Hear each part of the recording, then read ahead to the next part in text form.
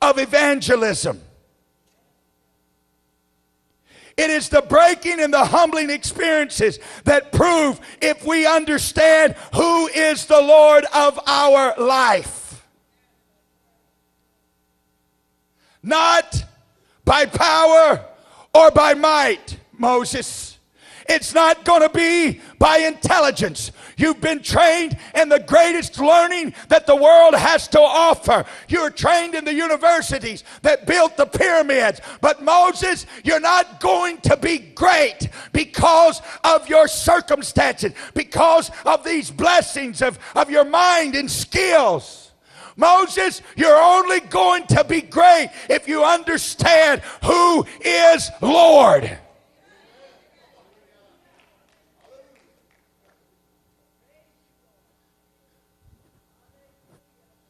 We're so afraid of the wilderness.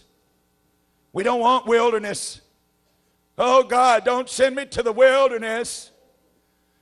God, I don't want to go to the wilderness. Why? Because the wilderness will destroy me. No! Sacrifice doesn't kill you. It prepares you. 40 years is a long time waiting to hear from God. But when one obscure bush starts burning, Moses, in spite of 40 long years, something stayed alive in him. Something didn't go out in him. So that when he saw a bush, he said, I must turn aside. I must go and see, because my life is not over. I know that there's purpose that goes beyond herding sheep. I know that I've got purpose that's not this desert, this wilderness. It's not my destiny for my entire life. I've got to go see if God doesn't have something for me.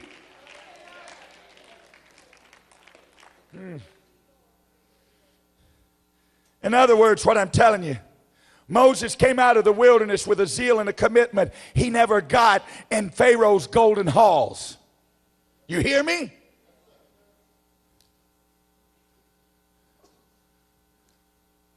Who hardly remembers the name of one Pharaoh? But the whole world knows the name of Moses. Because Moses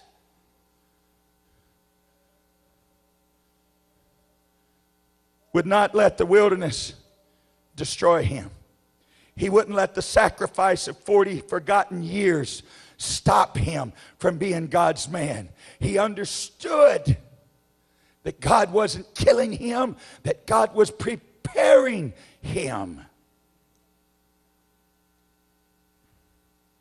When the wise men came, all Jerusalem was buzzing with the rumor of a new king.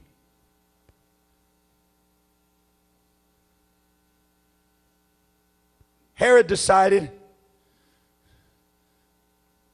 his pompous, self-protecting attitude, that there would be no other king. He didn't want anyone speaking of a king except him.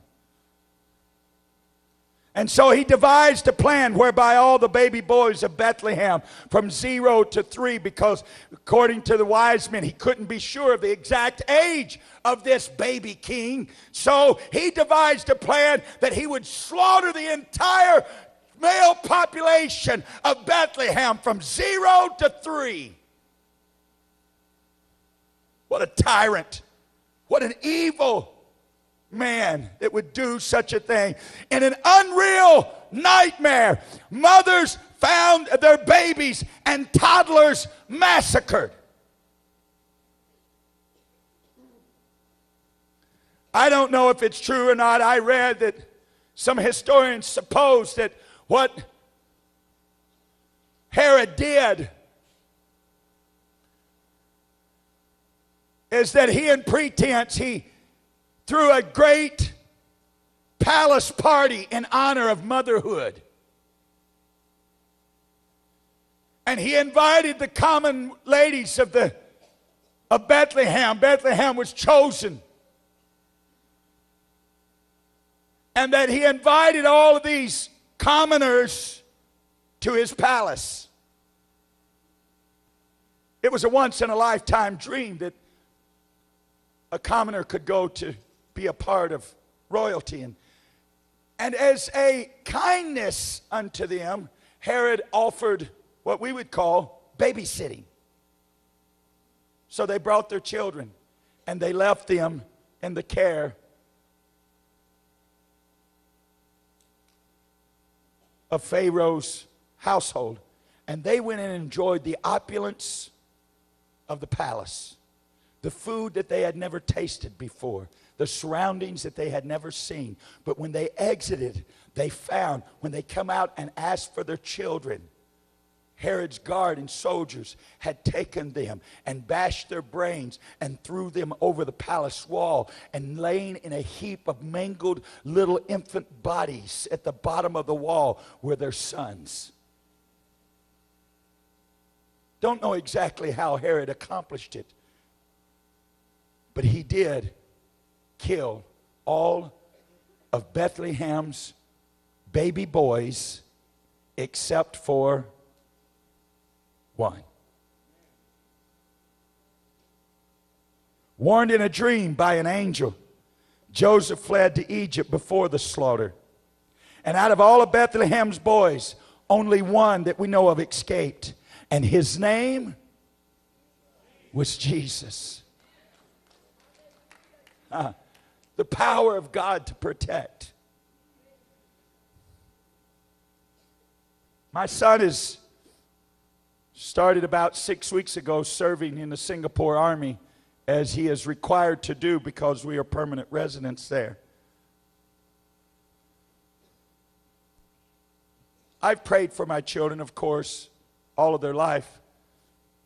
But the other morning, I didn't get to bed till late, and I was really looking forward to a good long sleep. But getting to bed around midnight, I woke up at 3:30 in the morning. And so I knew that it was to pray, because I don't normally wake up then. And so God just kind of urged me and said, get up and pray. And I was just praying along, and nothing in particular that I was remembering. I was just praying. And there was no spirit of heaviness, or was just praying. But out of nowhere, I've never had it happen like this, but out of nowhere, there just came this strong upon me. And I said, God, protect my son.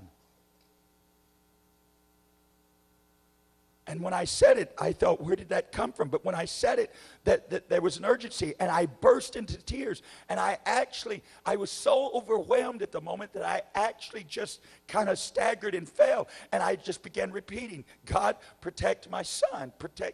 God, protect my son. Watch over him. Keep him safe. God, protect my son.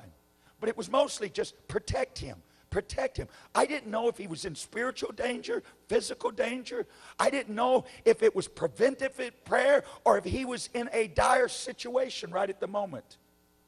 But I'm telling you that because it is such a magnificent thing that we have a God who is so concerned, that has the power to protect, that has the power to watch over, that with a son half a world away on the other side of the planet. It's 3:30 in the morning here. It's 9 o'clock at night in Singapore. And God says, there's a reason I want you to pray for your son. And I prayed until I knew that he was protected. I am telling you, we have a glorious God. He is not wanting us to sacrifice our family. He's not doing things to try to wreck us, try to ruin us. He is a God of wonder and of glory.